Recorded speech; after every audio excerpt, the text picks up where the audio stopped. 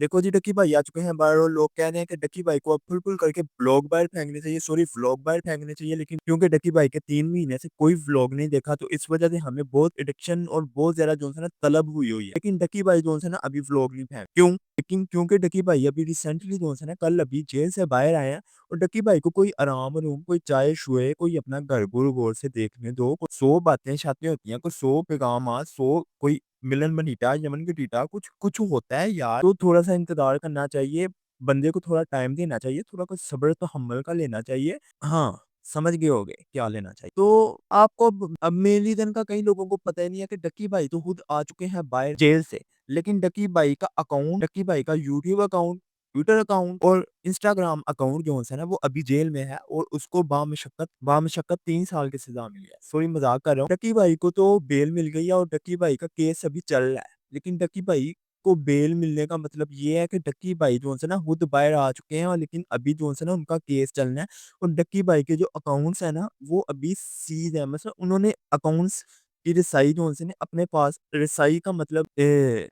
मतलब मसलन उसको सिलाई कर दिया किसी कपड़े के अंदर और उसकी पोटली बना के किसी शॉपर में डाल के किसी शोकेस के अंदर रख के उसको बाहर से ताला लगा दिया और इसका मतलब ये नहीं कि वो ताला अब कभी खुलेगा नहीं, वो ताला खुल जाएगा, लेकिन डक्की भाई को पहले अपना केस लड़ना पड़ेगा क्योंकि डक्की भाई अभी बाहर आए हैं लेकिन केस अभी उनका उधर ही है क्योंकि वो उनके ऊपर ये इल्ज़ाम लगा था कि डक्की भाई आपके पास 5, 6, 10, 15, 20 करोड़ जो है ना वो किधर से आया है, ये सारा गैम्बलिंग का पैसा और सारे गैम्बलिंग का पैसा है और ये इल्ज़ाम लगाया था एनसीसीआई के एक बहुत बड़े ऑफिसर ने और वो ऑफिसर कहता था कि इसके पास जो-जो कुछ भी है ना, जो-जो कुछ भी है वो सारा जो है ना गैम्बलिंग का है, सब कुछ गैम्बलिंग का है। ये लेकिन ये बात मैंने पिछली वीडियो में आपको बताई थी कि भई 2-4 प्रमोशन करने से क्या सारा पैसा गैम्बलिंग का नहीं हो जाता? हाँ, उसका यूट्यूब से भी अर्निंग आती थी, उसके और भी कई ज़्यादा प्रमोशंस थे, उसके और भी कई ज़्यादा कारोबार थे, यानी कि वो एक फ़ोर नाम का होटल भी रन कर रहा है, वो एस्ट्रोलॉजी के साथ मिलके और वो होटल उसका बहुत उम्दा और हाई क्लास और बहुत मज़े का यमन कतीता करके चलता जा रहा है।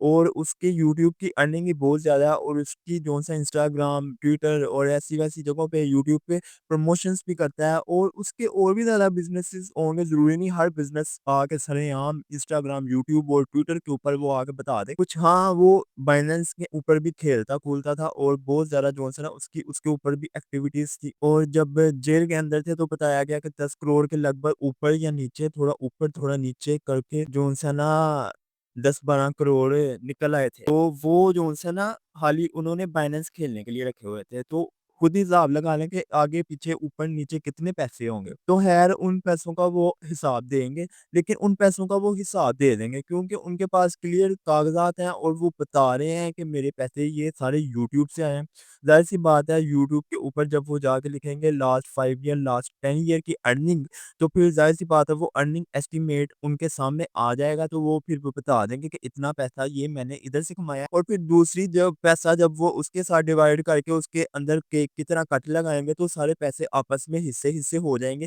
तो वो जो यूट्यूब का और प्रमोशंस के पैसे होंगे वो डकी भाई को वापस मिल जाएँगे, उसका कोई मसला नहीं है, ये सिर्फ़ आधे घंटे, 1 घंटे, 2, 3, 4, 5, 6, 7, 8, 9, 10 दिन का काम होगा। 20, 30, 40, 50 दिन का काम होगा या ज़्यादा से ज़्यादा 2-4 महीने का काम होगा, लेकिन आ जाएँगे। उनका कोई कसूर नहीं है, बस कसूर जो भी है ना, सारा शुआओं का है, ये जो भी कर रही है ना, ये शुआएँ कर रही हैं और दूसरा कोई कुछ भी नहीं कर रहा, बस जो हो रहा है होने दो, होने दो, होने भी दो, होने दो, होने भी दो, होने दो, होने भी दो,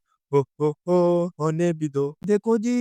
इंसान की ज़िंदगी में बहुत सारे नशीबो-फ़राज़ आते हैं, बहुत सारे उतार-चढ़ाव आते हैं और उन उतार-चढ़ाव के बीच इंसान को घबराना नहीं चाहिए, पुख्ता कदम होके टिके रहना चाहिए, जैसे कि हमारे डक्की भाई टिके रहे हैं और उन्होंने डट के मुकाबला किया है बुरे हालातों का। हालाँकि इन हालातों के अंदर इंसान के दिमाग के ऊपर बहुत ज़्यादा दबाव होता है और उस दबाव को बर्दाश्त करना किसी-किसी का काम होता है। ज़्यादातर लोग जो है ना इस दबाव के कारण अपने पाँव ढीले छोड़ देते हैं और हाथ ऊपर कर लेते हैं। लेकिन इन हालातों के बीच जो इंसान खड़ा रहता है वो ही होता है असल योद्धा और इस दुनिया में योद्धाओं की बड़ी कदर की जाती है। लेकिन होने दो, होने भी दो। ये मैं नहीं कहता। दरहकीकत पाकिस्तान में योद्धाओं को पसंद नहीं किया जाता, मेरे ख़्याल से।